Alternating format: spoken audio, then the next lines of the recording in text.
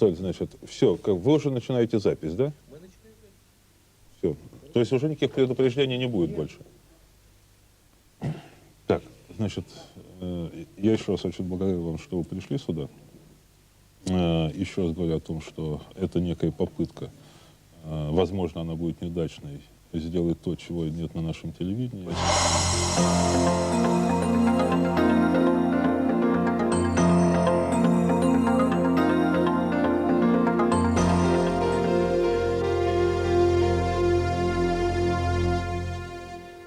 Добрый день, друзья и коллеги. Очередная передача из нашей серии «Что делать?».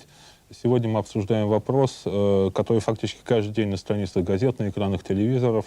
Это вопрос касается Чечни, но мы не разбираем ни ход операции федеральных войск в Чечне, ни что привело к этой операции конкретно в нынешних сегодняшних условиях. Мы обсуждаем кардинальный вопрос: нужна ли России Чечня? Нужно ли отпускать Чечню или нужно за нее бороться? России.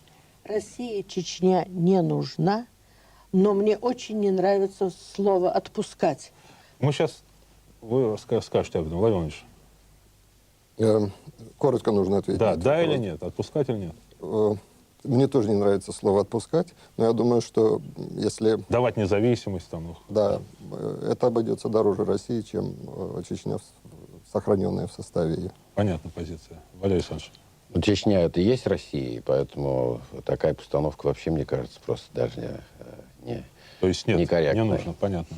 Андроник Масесович. Я думаю, что нельзя отпускать, потому что это откроет ящик Пандоры, и за этим последует огромное количество всяких неприятностей для всех, и для чеченцев, и для русских. Понятно. Гаврил Харитонович.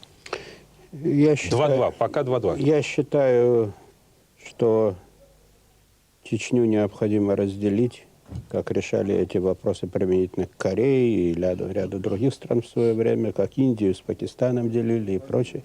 И ту часть, которая готова и дальше жить с Россией, оставить в составе России, а те, которые хотят уйти, должны выйти на эту территорию и стать независимыми.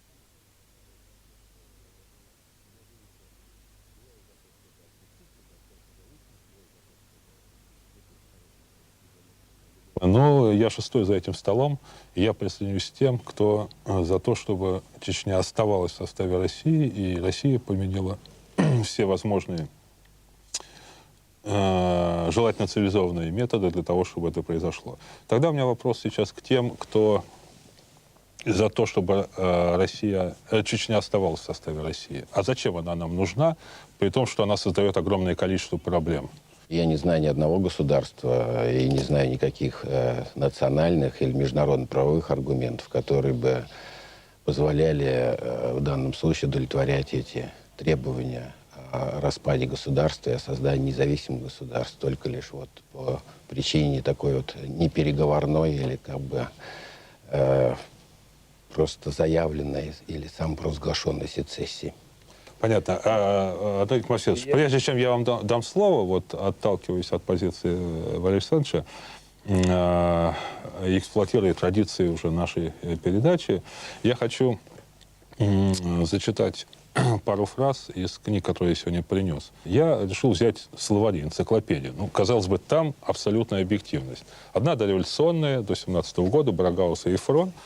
И замечательная фраза там есть, я вам хочу ее прочитать. Я думаю, даст толчок нашему разговору дополнительный. Чеченцы.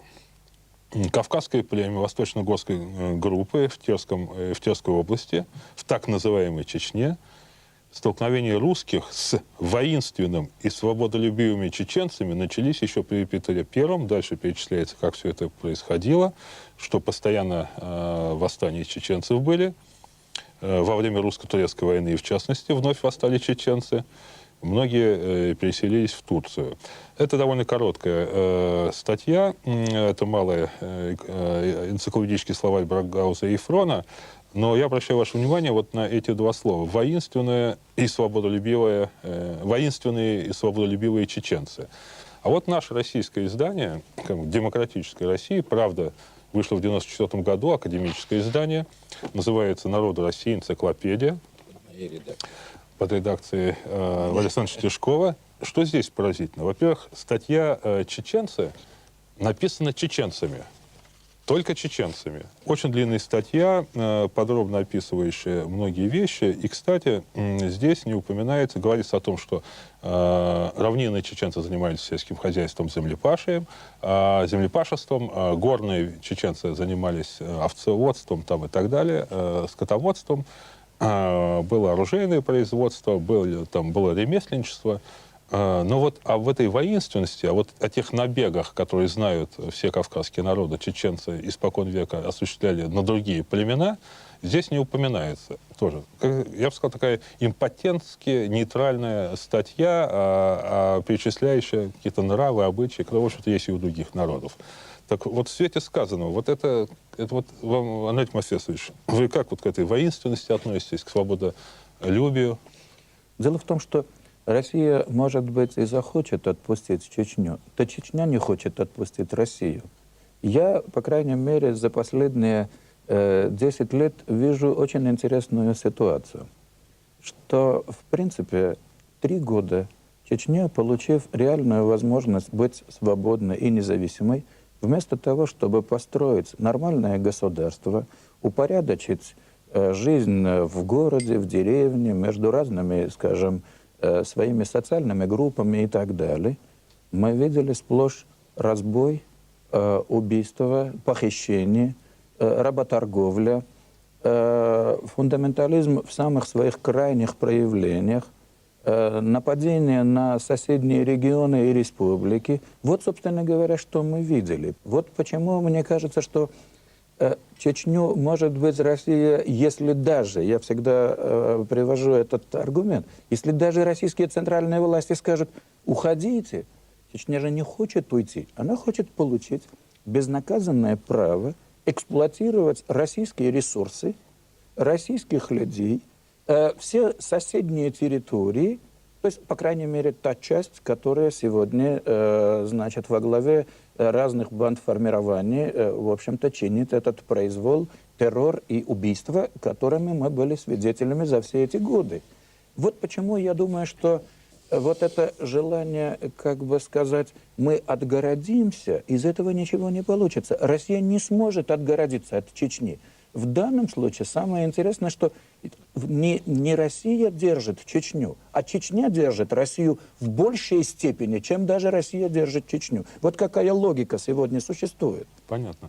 Марья Васильевна, да, вот, судя по всему, вы с этой логикой смыкаетесь. Я смыкаюсь с вашей логикой, только у меня совершенно другие выводы. Все, что вы сказали, работает на мое желание уйти с Кавказа. Уйти с Кавказа Вообще. Куда к себе. А куда? А где Стоп, Россия? стоп. Вот, кстати, Я очень несколько раз границы мы хотела вас поговорим. перебить, но сдержалась. Да.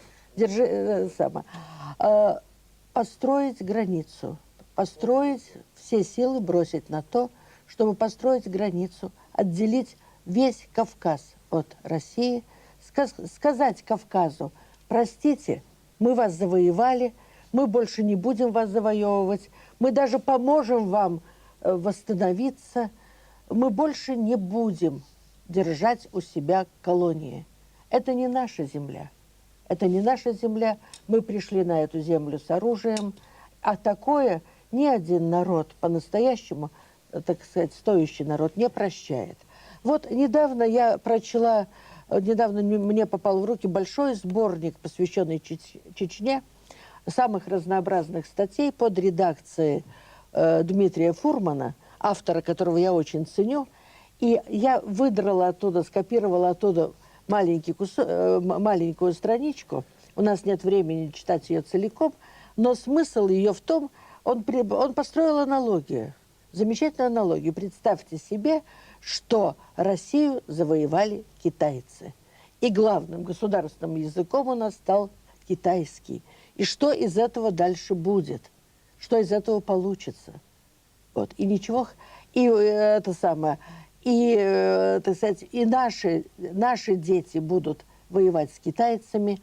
И какой-нибудь великий китайский поэт напишет стихи «Злой русский», это самое, как там? Злой чечен ползет на берег. «Злой русский ползет на берег». Вот. И все будет и на главной площади на главной площади нашего главного города будет стоять памятник кому-то из китайских завоевателей. Нам это будет легко терпеть? Марья Васильевна, Так вот, понятно. чеченцы, они такие. Марья Васильевна, позиция понятна, но, извините, Да. относительно поэтов я вас обязательно еще спрошу, но когда я читал вашу статью, посвященную в одной газете, скажем так, хотя это была независимая газета, вашу статью на эту тему, там, по-моему, помимо аргументации, что Россия пришла как колонизатор на Кавказ, и поэтому нужно оттуда убираться, была еще и другая аргументация. Не только по этой причине, Но есть демографическая причина. Нет, но и потому, что вот некоторые народы Кавказа, или во всяком случае прямо указывали на чеченцев, ну как бы не настолько цивилизованные люди, что с ними вообще нужно жить в одном доме. Я это отчетливо прочитал в вашей статье, но сейчас почему-то не упомянули об этом.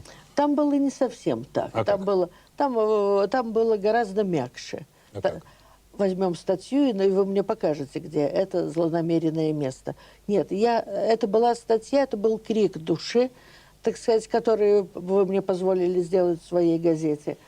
Вот, про то, что невозможно больше их держать. Понимаете, империя – это нынче очень немодный туалет.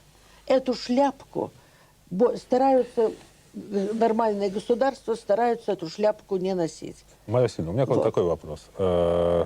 Значит, покойный Андрей Донатович Синявский, ваш муж и наш общий друг, а он бы с вашей позицией согласился? Да. Да. Вы уверены в этом? Абсолютно Тогда уверена. скажите мне, он много занимался Пушкиным, много о нем писал, в частности, Пушкиным. Почему не один из великих русских поэтов, а все они перебывали на Кавказе в начале XIX века, русских поэтов, писателей, и даже те, кто были позже, в конце века, я что-то не помню, чтобы они писали о том, что неправильную политику ведет Россия в целом, колонизуя эти края, не по деталям, они не говорили, что давайте вернемся в Петербург, в Москву. Ни Пушкин, ни Лермонтов этого не писал. Может быть, почему, как вы А вы думаете? знаете, во времена Пушкина и Лермонтова такие пиджаки и галстуки, как у вас, тоже не носили. Но и попахи, Вот я и говорю, что в попахах не ходили тогда было время по завоеваний, Нью-Йорку. колониальных завоеваний во всем мире. Сегодня же этот поезд уже ушел. Мы больше, так сказать, народы подросли. Марья Васильевна, а вот ведь уже после того, как Северный Кавказ стал частью российского государства, образовались такие государства, как Германия, Италия, тоже мечом и железом, и кровью. И Америка присоединила Гавайи, и начинает Техас уже в последнее время. И тоже там говорили на другом языке гавайцы, а в Техасе и в Калифорнии на испанском. Так что ж теперь, разве можно переиграть весь процесс вот это создания современных государств? Но все страны понемножку переигрывают.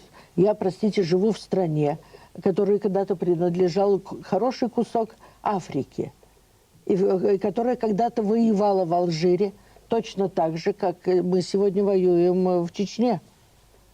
И в конце концов, все-таки французы поняли, что из Алжира надо уходить. Да. Но Всё, с Корсики, хватит. но что нужно уходить с Корсики, Вот. они пока не поняли. Хорошо, Владимир Владимирович, почему вы считаете, что нужно отпустить Чечню? Прежде позвольте мне несколько комментариев сделать по поводу тезиса, прозвучавшего об архаике чеченского общества. Этот тезис сейчас как бы не подвергается никаким сомнению. Вот у меня по этому поводу большие сомнения. В принципе, патриархальное чеченское общество, если бы таковое существовало, очень устроило бы сейчас Россию, потому что Россия смогла бы тогда использовать по отношению к Чечне то, что один французский антрополог назвал, может быть, не слишком удачно, синдром Чингисхана. Договариваешься с одним или двумя или тремя лидерами, и за остальное можно не беспокоиться. Они все делают затем вместо тебя. Но в том-то и вопрос, где взять эту архаичную Чечню. Чечня сейчас это достаточно цивилизованная, хорошо расслоенная, интегрированная в советскую, а потом и постсоветскую социальную структуру общество, в котором сталкивается колоссальное количество интересов, общество, в котором огромное напряжение, напряжение разных векторов, внутриполитическое, внутри бизнес-элитное напряжение, какое угодно.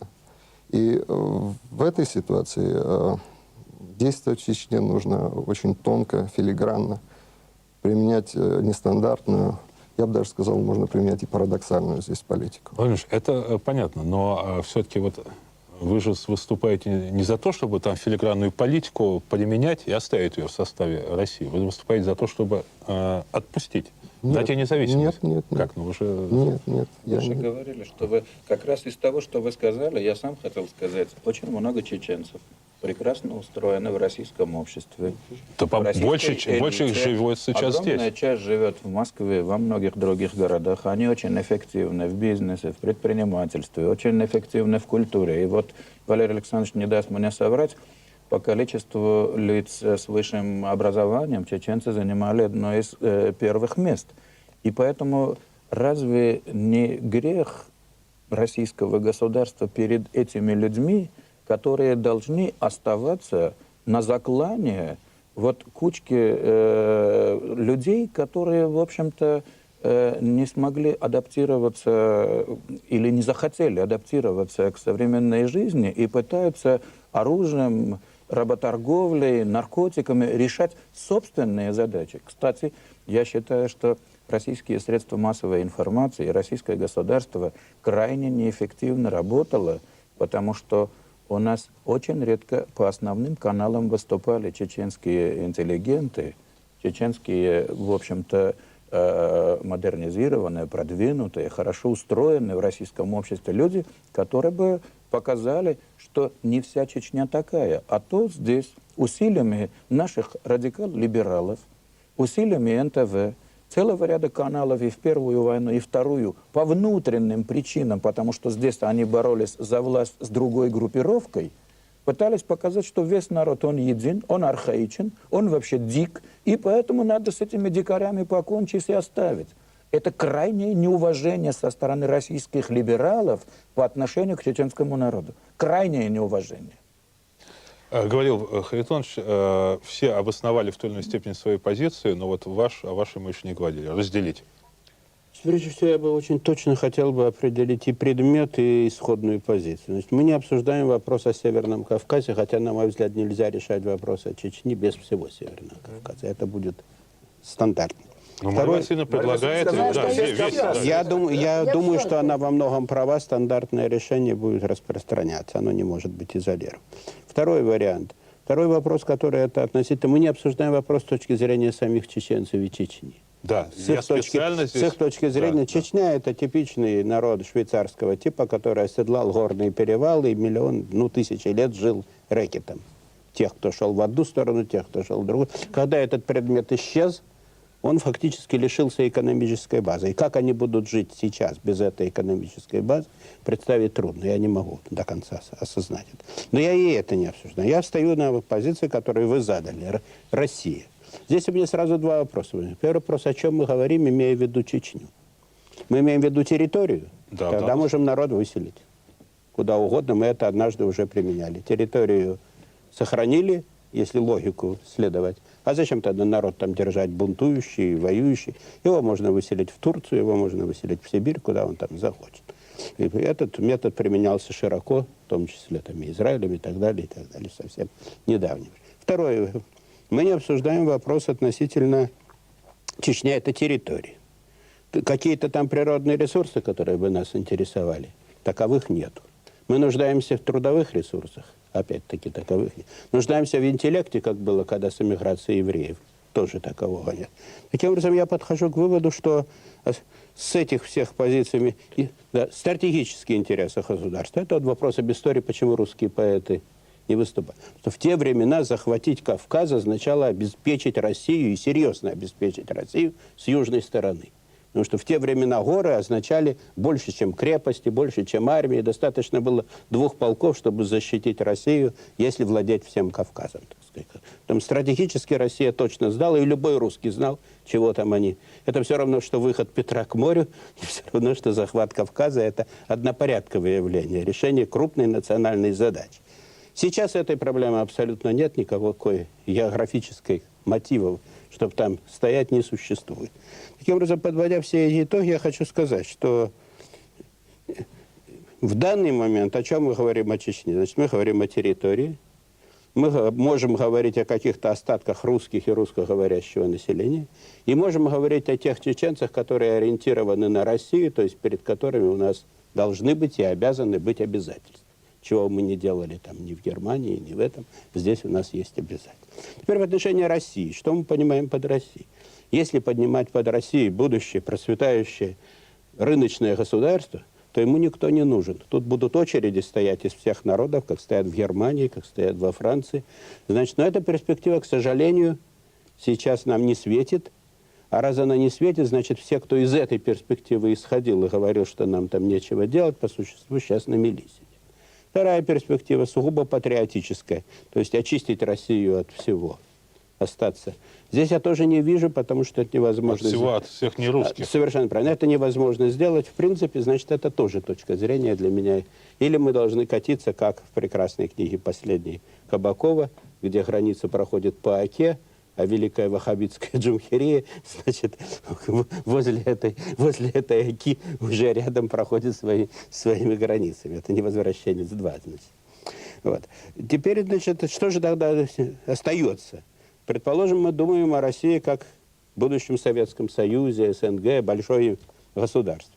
С этой точки зрения нам бы интереснее было отпустить Чечню.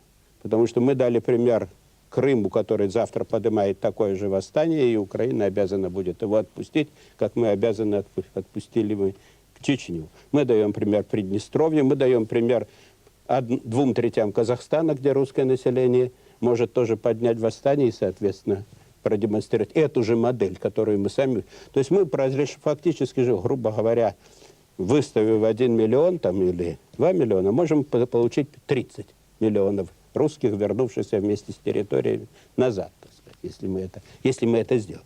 Значит, но это серия, вы сами сказали, серия опять, восстаний. Значит, мы опять и к этому варианту не готовы.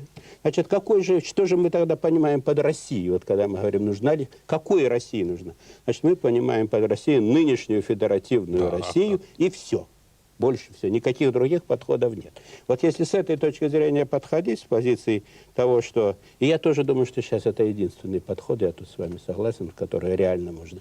А с этих позиций тогда что? Вот что, какая проблема возникает? Генеральная задача.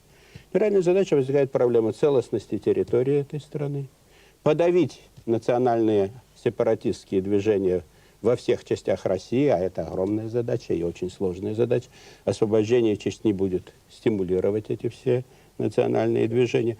Отбить охоту у соседних государств этнически, языку и по религии родственных этим нашим национальным меньшинствам захватить эти территории, потому что Турция не может забыть, что она до Казани заходила и сюда доходила до Днепра и все прочее, так сказать. Значит, таким образом, я не буду перечислять здесь всяких факторов, но для меня тут совершенно очевидно, что если подходить с таких, имперских, если так можно, позиций, но имперских Российской Федерации позиций, то мы должны были бы Чечню действительно удержать. Весь вопрос состоит в том, и чем это отличается от тех государств, где эти подобные части есть, там в Америке, что эта часть не хочет этот вариант принять. Она будет драться и драться до конца. А здесь перед нами возникает целый ряд следствий. Это следствие баско-ирландского типа. Это когда бомбы будут взрываться не в Мадриде, а в Москве будут взрываться, и посреди Москвы будут взрываться. Это в Осетии уже сейчас начались диверсии. В Дагестане эта война может быть перенесена. И с этой точки зрения гибель молодых русских людей, нежелание идти служить в армию, моральное падение офицеров и всего прочего. Короче говоря, я подвожу итог по этому вопросу.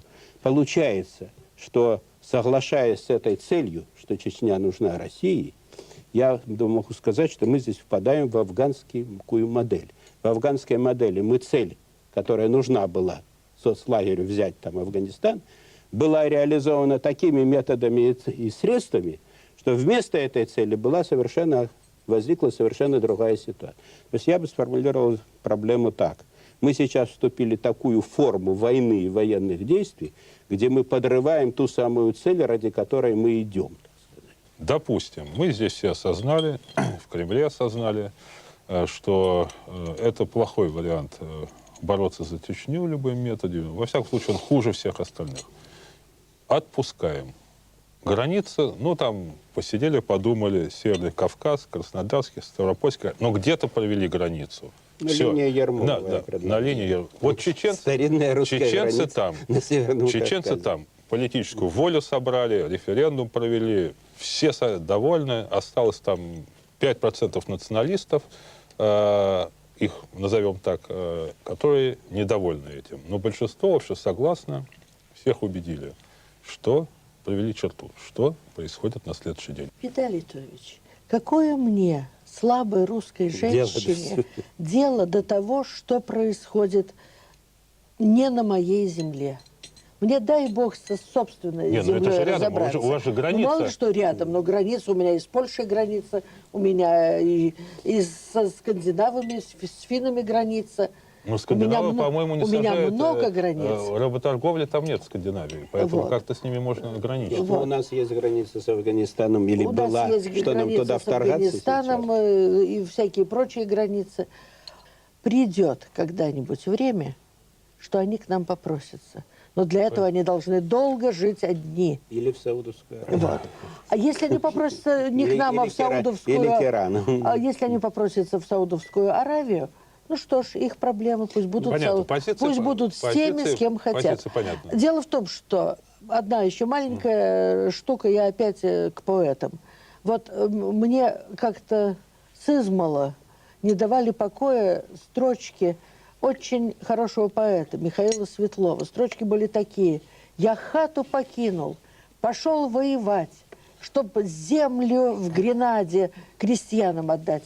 Я подумала: мать родная, ты свою землю сделай сначала, а потом занимайся землей в И Гренаде. ждет ли тебя Гренада?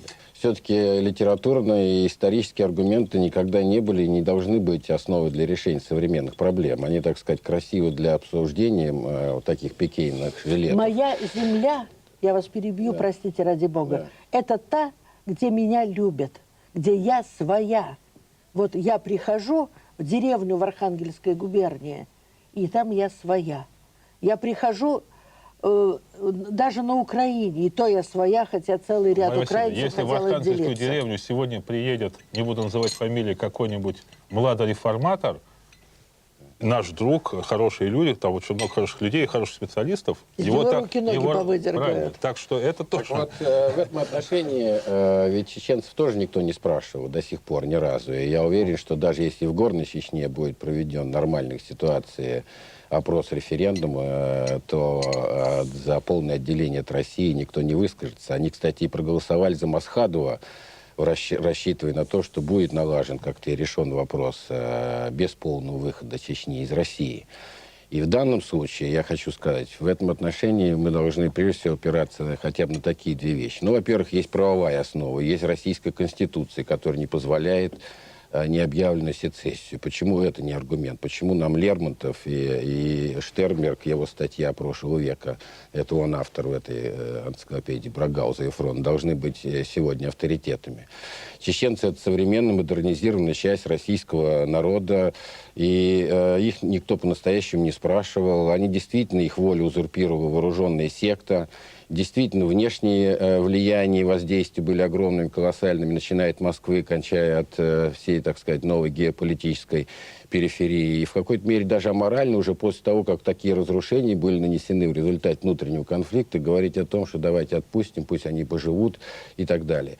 Вообще любые разговоры сегодня на Кавказе, представляете себе, на Северном Кавказе слушают нас, наши сограждане в Дагестане или где-нибудь в Кабардино-Балкарии или в Священной Ингушетии, сидят в Москве и говорят: мы их отпустим, Дагестан можем потерять, как в свое время, так сказать, на заседании правительства Степашин заявил. То есть у них просто волосы дымом встают. Они часть, Да, это очень они часть тема. российского народа. Объявляем потери в чеченской войне только военнослужащих. А что мирные граждане, а что воюющие чеченцы с теми же российскими паспортами? Это что, не наши, что ли, потери? Это тоже наши потери. Вот мы в своей голове, в своей, так сказать, ментальности выбросили чеченцев как часть народа, как неких таких гордых дикарей из понятия часть российского народа. Вот что нужно прежде всего сделать. Вот от этих фобий античеченских, антикавказских избавиться. Конечно, безусловно, то, что там было сделано в смысле разрушений, тоже должно стать частью общероссийских забот. Найдутся, я уверен, несколько миллиардов долларов за пределами России, которые позволят мгновенно и быстро восстановить что-то в Чечне. И Чечня сегодня это поле, это сцена новых геополитических соперничеств. Не нужно думать, что их кто-то когда-то оставит наедине. Это абсолютная утопия. Да, Валерий И есть еще последний аргумент, конечно. Это чисто такой, я бы сказал, экономический. Гавриил Харитонович говорил, что там ресурсов нет. Там прекрасные ресурсы, пусть не очень богатые, но тем не менее природные, человеческие. Кстати говоря, Чечня вместе с другим северокавказским населением будет одним из основных источников демографических для российского населения трудовой силы, как это было, кстати говоря, и до начала 90-х годов. И чеченцы будут путешествовать и жить по России. Я не знаю чеченцев, которые выбросили российские паспорта, которые отказались бы от своей российской лояльности. Понятно. Валерий Александрович, я сейчас дам слово следующему выступающему. Просто фиксирую. Это очень важная позиция, что от имени чеченцев их желание не быть в России говорят лидеры боевиков, говорят некоторые московские сторонники независимости Чечни. Но действительно мы не имеем ни одного более-менее репрезентативного опроса, а уж тем более референдума самих чеченцев, не говоря о том, что на этой территории не только чеченцы, вообще-то говоря, живут, и даже исторически, ну хорошо, жили, но даже тех, кто там сейчас находится, кто опрашивал полностью, а хотят ли они уходить из России? И, кстати, уехали в остальную Россию, а не куда-то. Так сейчас чеченцев действительно больше в Москве, чем в Грозном, и во всей России, чем в Чечне. Извините, ну, простите, но разве не было... Это опрос или не опрос, когда ни в одной деревне ни одного боевика мы найти не можем? Взрывают наш танк, а дальше ни одного найти не можем. Нет, говорит, он тут же растворяется. Нет, я же не говорю, значит, что... опрос есть, он идет каждый день сейчас. Нет, я задаю вопрос, но я не знаю, это потому что... Я не знаю, это потому что поддерживают боевиков или потому что боятся боевиков? А это одно и то же. Не знаю. Потому что пришел танк туда. Да, фактически население там дезориентировано. Андроник Масетович, я бы хотел поставить вопрос немножко в другой. Я хочу поставить вопрос немножко в другой. Секунду, я как раз хочу вам задать вопрос, помимо того, что вы хотите сказать, но просто прошу помнить о том, что мы близимся к финалу. Вот все-таки этот геополитический вакуум, ваш короткий такой прогноз, вот как он заполнится и насколько быстро, какими-то другими силами? Никогда эта территория не была оставлена сама по себе. Эта территория всегда находилась под влиянием исторически каких-то крупных держав этого региона. Никогда вакуум геополитический не существовал на этой территории. Мало того, если будет вакуум, действительно, Валерий Александрович абсолютно прав, многие местные локальные народы будут очень обеспокоены, потому что они один на один против чеченцев ничего не смогут сделать, или против тех воинственных групп, которые захотят там устроить беспредел. А кто заполнит всегда, сегодня, значит, конечно, наиболее серьезный конкурент России в этом регионе, его исторический, 500-летний конкурент Турция, естественно, которая... Да, и Персия, которая тоже в значительный период... Иран или Турция, это первое. Но сегодня, потому что за Турцией Запад, Соединенные Штаты, то, конечно, у Турции гораздо более предпочтительные возможности в регионе. И, кстати, не случайно, Иран крайне осторожно действует в этом регионе, хотя всячески там поднимается флаг ислама. А вот Турция, светское государство, в Турции отдыхают бандиты, в Турции постоянно происходят террористические акты. Потом надо будет, значит, защищать линию для Саратова, а потом дальше, вот как уже Гавриил Харитонович процитировал Кабакова, там по Оке, а потом невозможно, если вы говорите, вот я человек российской культуры, армянин по национальности, как вот Валерий Александрович меня призывает всегда говорить, русский армянин. Я вот написал книгу «Россия в поисках идентичности». А я не знаю, а где Россия? Откуда она пошла? И кто сегодня может сказать, что вот эта территория России, а эта территория не Россия? Если посмотреть, Россия возникла как империя через экспансию. И поэтому, что Сибирь – Россия. Когда взяли Сибирь? Сегодня говорят, Россия произрастет Сибирью, да? А когда? А если местные народы скажут, знаете, собственно, спасибо, что вы пришли, мы не хотим с вами сегодня жить. Так значит, если большинство, то это Россия. Если меньшинство, а если меньшинство начинает стрелять? Если по такой логике двигаться, американцы должны были уйти из Америки, англосаксы и все остальные. Индейцы остались в резервациях, они могут поставить вопрос. Да что такое? Мы не хотим принять эту цивилизацию, эту культуру. Это наша земля, нас уничтожали, надо их всех судить и казнить. Андрей... И хочу вернуться к другому, вот последнему. Знаете, мне кажется, мы исходим из ложной логики, поставленной вперед перестройки, размноженной и растиражированной нашими демократами, о природе советского государства, а теперь и российского государства как империи. Да нет, не империи. Все государства — это империи. Первая империя — это американская империя, которая существует. Так вот, я хочу вам сказать один пример и на этом закончить. Когда я однажды был по приглашению английского Foreign Office в Дичли-парке, где сидели очень серьезные люди, и я им сказал, вы знаете, Советский Союз, если и был Советский Союз империей, то империя не как британская империя с заморскими территориями, а как современная британская империя. Это Уэльс, Шотландия, Северная Ирландия и Англия. Это Соединенное Королевство. Мало того, Советский Союз со своими народами и культурой был гораздо более интегрированным, чем сегодняшнее Соединенное Королевство. Конечно, многие были удивлены, но депутат из Шотландии, депутат парламента говорит, правильно, у нас гораздо больше конфликтов и неприязни, и нетерпимости к англичанам, чем, видимо, у нас было между чеченцами и русскими, которые жили в Чечне. Да, Валер, если я не ошибаюсь. И хочу совершенно закончить. Эта логика имперскости абсолютно порочная логика. Эта логика приводит к уничтожению любого государства. Потому что никогда вы не можете остановиться. А вот здесь предел. А где предел? Если вы отходите, вы понимаете, есть экспансия, а потом есть другая экспансия. И там, если вы на дальних подступах не остановились, вы никогда не остановитесь. Не случайно, поэтому и абсолютно в конце я хочу сказать, не случайно говорили, что вина за падение Константинополя и гибель Великой Византийской империи ложится на генуэзцев и венецианцев, которые не послали своевременно флот и не защитили. А потом пришлось их... И на крестоносцев, которые перед этим захватили, и разрушили. И пришлось потом остановить турецкую экспансию уже Савойским, под Веной. Да. Вот поэтому... Если вы не останавливаете, вы вообще неизвестно, где вы должны остановиться. Понятно. Марья Васильевна, секунду. Сейчас, значит, я напоминаю, что мы приближаемся к финалу, поэтому, значит, нужно говорить предельно коротко. У меня есть еще один общий вопрос, на который, такой сущность, на который я хотел, чтобы все коротко или некоторые коротко ответили. И потом два заключительных вопроса. Перед этим словом вам, Марья Васильевна, но, пожалуйста, я покороче. Я согласна с тем, что я порочная женщина, и все мои предложения порочные. Но, разные вещи. не тяните время. Но, простите, пожалуйста, есть еще один вопрос, который не затрагивался здесь. Вопрос чисто этой самой... Вопрос демографический. Простите, кто быстрее размножается, а? Кто быстрее размножается? У кого больше детей? Да, это понятно. Вот. Кто... И это, между прочим, меня тоже затрагивает, когда я вижу, что... Кто будет заселять Россию? Да, кто будет заселять то есть вы хотите отделить Чечню, чтобы здесь не жили одни чеченцы? Я хочу этнически русскую Россию? Я не хочу, чтобы мой народ погиб.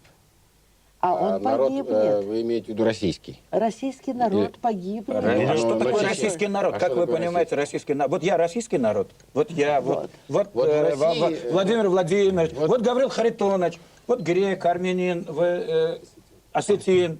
Валера, ты кто? Русский? Наверное, русский. Нет, я имею в виду стариков и старушек. Я собирал и русских, а оказалось, что... Я имею в виду стариков и старушек, тех самых берегов, с тех самых рек, по которым я в свое время много гуляла. Значит, вопрос такой.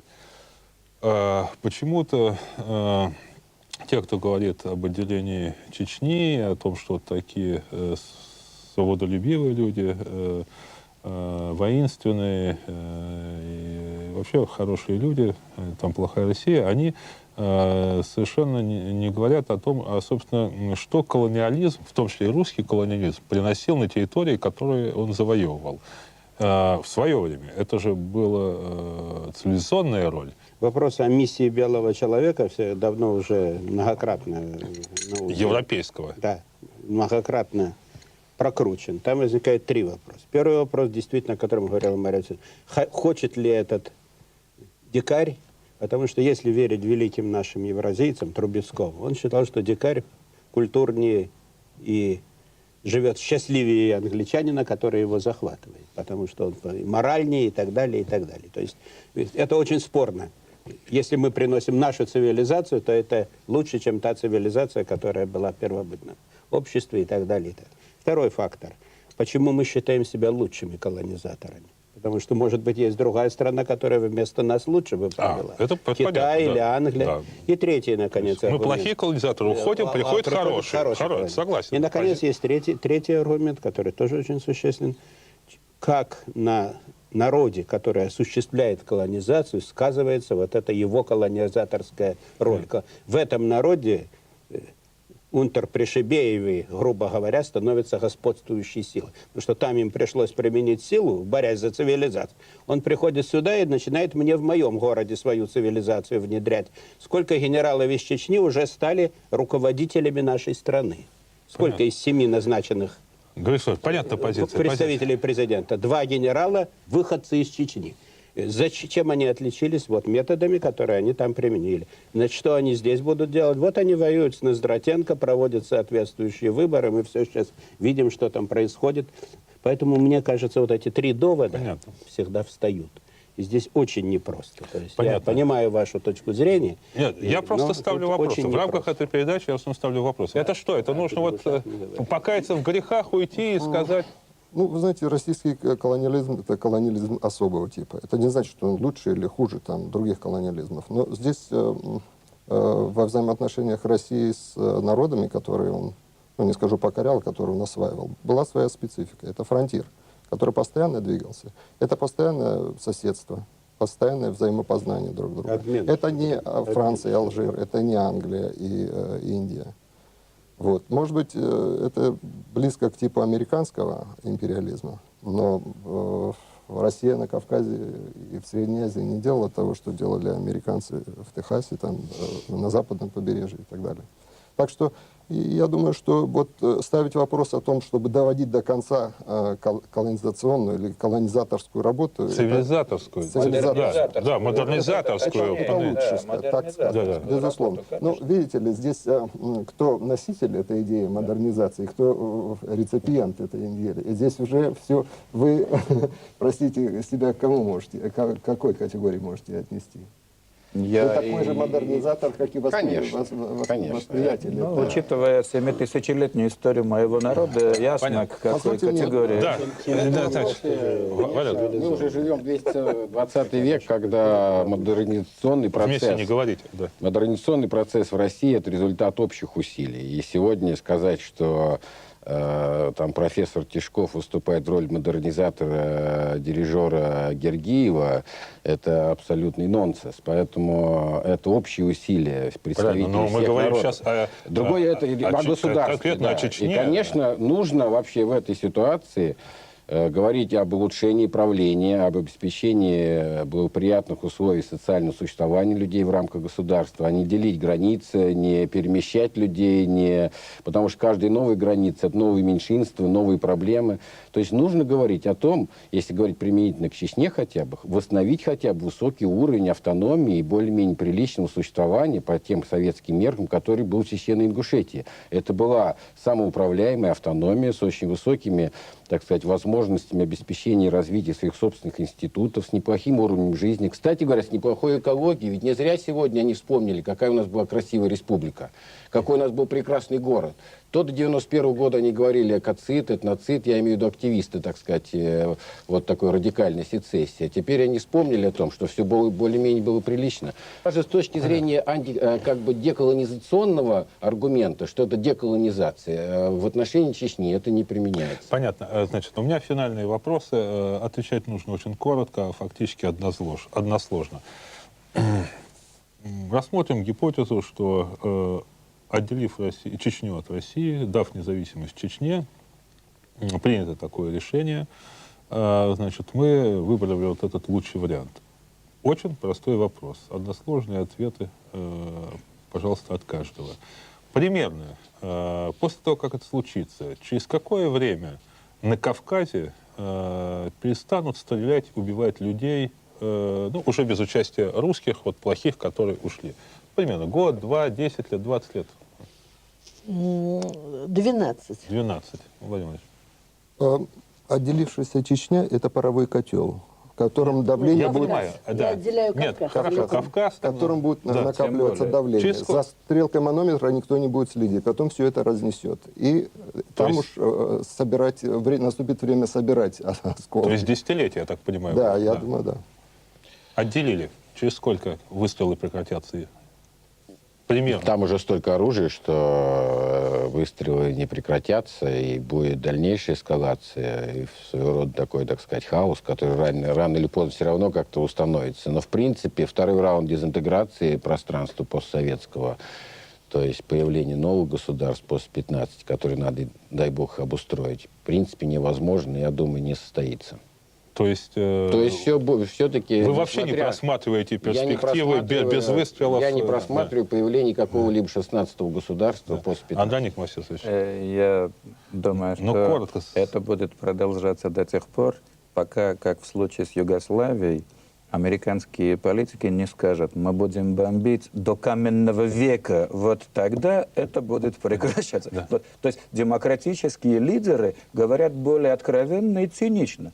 До каменного века будем бомбить Югославию, пока они не прекратят это дело. Понятно. Григорий Хатунович. Я думаю, что там война будет десятилетиями идти, Десятилетиями.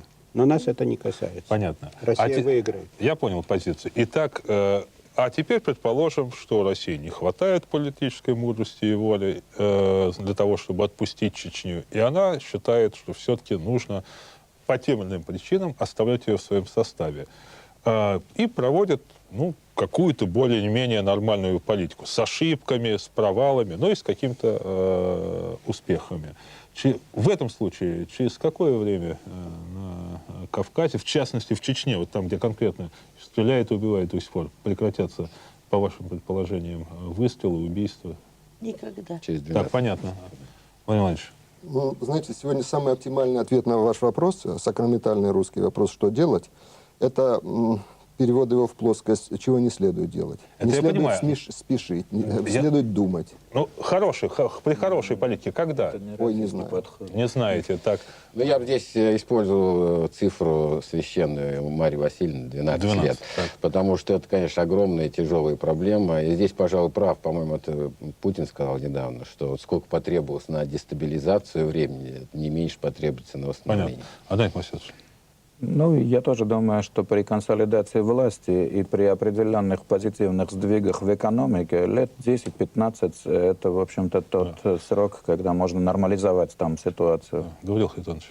Я думаю, что там существует часть чеченского народа, которая никогда не примет этот вариант. Следовательно, нас ждет война. Понятно. И второй момент. Если мы туда бросим значительные ресурсы, превышающие то, что мы тратим на Тюмень, на Саратов, на Нижний Новгород и так далее, то власть, которая это будет делать, в России потерпит поражение на выборах. Я понял. Марья Васильевна, я одним еще... словом Марья Васильевна, я вам ответила. дам. Я еще не Я ответил. хочу поставить запятую и фразу. Ну, хорошо, одну. поставьте запятую. Никогда, по одной простой причине. Да. Мальчишкам, которым сегодня 3 года, через 12 лет будет 15, а в 15 лет мальчишки не боятся смерти и очень хорошо воюют. Уже. Понятно. Значит, я хотел бы тоже ответить на эти вопросы. Кстати, суммировав то, что здесь говорилось. В случае отделения по добровольному согласию России от Чечни, фактически все здесь сидящие, даже такая оптимистка, как Марья Васильевна, предполагают, что десятилетия будет все равно продолжаться литься кровь на Кавказе.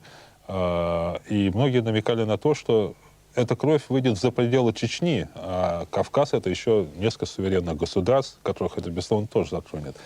Если Чечня остается в составе России, то уже больше здесь оптимизма. Там, 10-15 лет, по крайней мере, некоторые собеседники сегодняшние говорят, что можно наладить мирную жизнь. И не будем забывать, что чеченцы, действительно завоеванные последние Российской империей, уже когда Грузия, Армения давно вошли в состав России, это был анклав Чечня, они действительно восставали, были восстания, в том числе и в советское время. Но, тем не менее, у многих чеченцев, насколько мне известно, есть ностальгия по советскому времени, и неплохо этот народ жил, и отнюдь не каждый год там были восстания, и это восстание, конечно, не напоминали то, что мы имеем там сейчас.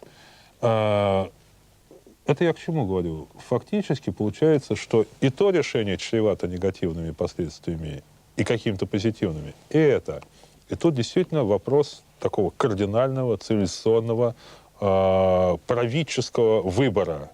Вот обе чаши весов в балансе находятся. Какая-то маленькая гирька. Вот кто ее уловит, тот и сделает это правильное решение. Спасибо всем. Мы завершили сегодняшнее обсуждение. Обсуждали проблему, которой русское общество занимается последние несколько лет, даже последние десятилетия. Никак не может ответить на этот вопрос. И мы, конечно, сегодня до конца не смогли все обсудить, но, как мне показалось, все-таки несколько мыслей, несколько оценок прозвучало более честных, более откровенных, чем обычно в текущем комментировании текущих событий в Чеченской Республике звучит из экранов телевизоров и на страницах газет. Тема важная, и нужно принимать решения, а для принятия серьезного решения по такой серьезной проблеме нужно и честно эту проблему обсуждать. Спасибо, до следующих встреч. Извините, я всех задержал, но